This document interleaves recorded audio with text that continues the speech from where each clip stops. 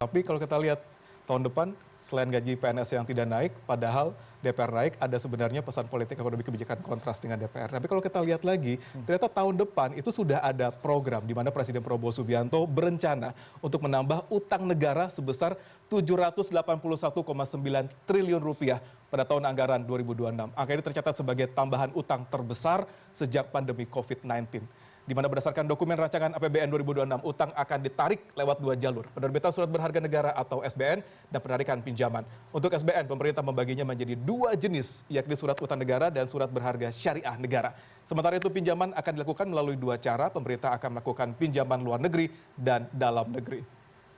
Oke, tidak akan naik gaji PNS, tapi kita akan nambah utang lagi. Nah, kira-kira penambahan ini akan dialokasikan kemana gitu? Nah, ya memang itu kembali lagi sebenarnya isu terkait dengan keuangan negara kan sudah ramai dari awal tahun ya. Ada isu tadi yang terkait dengan rencana untuk efisiensi anggaran yang kita sebenarnya tahu bahwa ini karena memang pemerintah tidak lagi punya uang yang cukup ya, kita khawatirnya adalah sehingga akhirnya mereka terpaksa melakukan efisiensi anggaran dan juga kita melihat bahwa ada penarikan utang yang terbesar dalam sejarah di tahun yang akan datang gitu.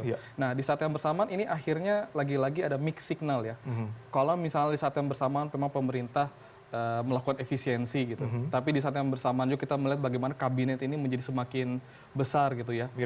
Semakin gemuk ya. Yang mungkin kalau ditanya saya udah nggak apa lagi siapa menteri dan wakil menterinya saking banyaknya gitu ya. Jadi memang ini kembali lagi menunjukkan betapa akhirnya ada mixed signal atau mixed message yang diberikan oleh pemerintah kepada masyarakat dan juga pelaku usaha gitu ya.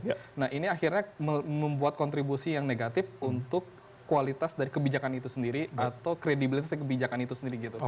Kalau misalnya mixed signal ini terus dijalankan, saya khawatir bahwa kita tidak bisa lagi percaya bahwa memang kebijakan ini memang sesuai yang disampaikan atau tidak gitu.